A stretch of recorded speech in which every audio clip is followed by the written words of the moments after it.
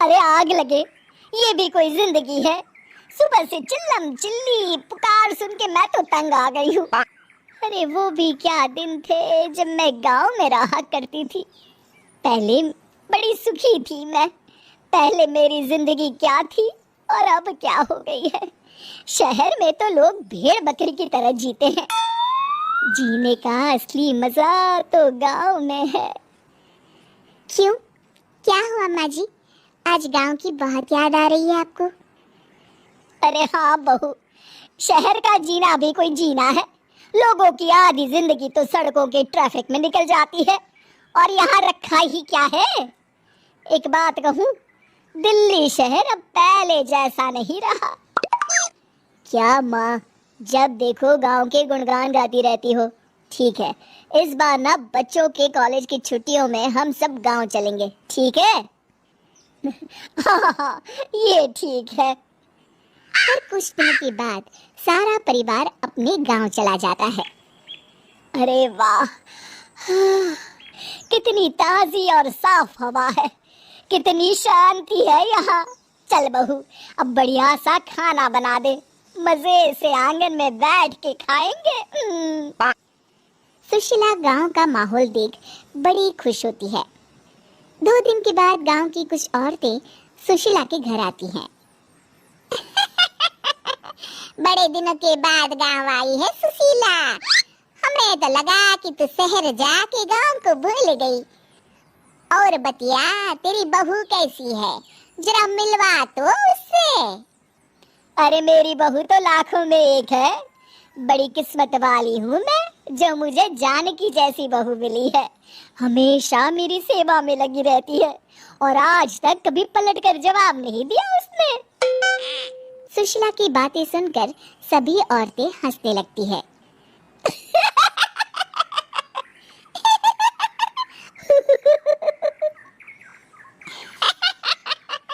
अरे कुछ भी बोले जा रही है। तबीयत तो ठीक है? तेरी बहू चांद से आई है क्या? क्यों बहनों, दुनिया की कोई भी बहू अच्छी होती है क्या? सब औरतें ममता की हाँ में हाँ मिलाती हैं। अरे मैं तो कहती हूँ दुनिया की हर बहू सास का खून चूसने वाली डायन होती है, डायन। मैं तो एक बिल में 1000 सांप के साथ रह सकती हूँ, लेकिन अपनी बहू के साथ नहीं रह सकती। हाँ, तूने सही कहा। मेरी बहू तो तेरी बहू से भी 2 कदम आगे है। सब औरतों की बातें सुनकर ममता मन ही मन बड़बड़ाती है। अरे ये गांव सुधर गया, लेकिन औरतें नहीं सुधरी। अगर थोड़ी देर और इनकी बेवकूफी भरी बातें सुनूंगी तो मैं सच में पागल हो जाऊंगी। फिर सुशीला उन औरतों को घर से दफा कर देती है और राहत की सांस लेती है। अरे बहू, जरा बाम लाके मेरे सर पर तो लगा दे। उन औरतों की फालतू बातें सुनकर मेरा सर चकरा गया है। इस गांव की औरतों का तो भगवान ही मालिक है। फिर अगले दिन सुशीला की सास उससे कहती है, अरे बहू, तू यहाँ क्या आराम फरमाने आई है? आखिर ये तेरा ससुराल है। चल चल, घर के कामों में हाथ बटा। शहर में कुछ काम धाम तो करती नहीं है।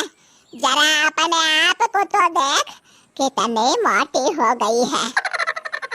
सारा दिन घर का काम करने के बाद शाम को सुशीला, हाय मेरी कमर, हाय मेरे पैरों ने तो जवाब दे दिया। आज तो मुझसे मक्खी भी न मारी जाएगी। अरे बहू, जरा आकर मेरे हाथ पैर तो दबा दे। जी माँ जी, अभी आती हूँ। तभी सुशीला की सास जानकी को रोकते हुए कहती है, अरे रुक जा बहू, एक दिन काम करके इसको इसकी नानी याद आ गई। हम लोग तो रोज इतना काम करते हैं, कोई जरूरत नहीं इसके हाथ पैर दबाने की। सुबह तक सब ठीक हो जाएगा। सुशीला अपनी सास की बातें सुनकर हैरान रह जाती है। इस तरह धीरे धीरे गांव आने के बाद सुशीला की परेशानी शुरू हो जाती है। फिर एक दिन अरे आज तो मैं कपिल शर्मा देखूंगी क्योंकि आज संडे है। सुशीला जैसे ही टीवी ऑन करती है तभी बिजली कट जाती है। अरे सत्यानाश, इस बिजली को भी अभी जाना था। इतने दिनों से मैं टीवी सीरियल देख नहीं पाई। हमारा देश इतनी तरक्की कर रहा है, अरे पता नहीं ये गांव कब सुधरेगा। अरे अब तो 2 दिनों के लिए बिजली को भूल जा, ये तो यहाँ रोज की बात है। अब इस अंधेरे में रहने की आदत डाल ले।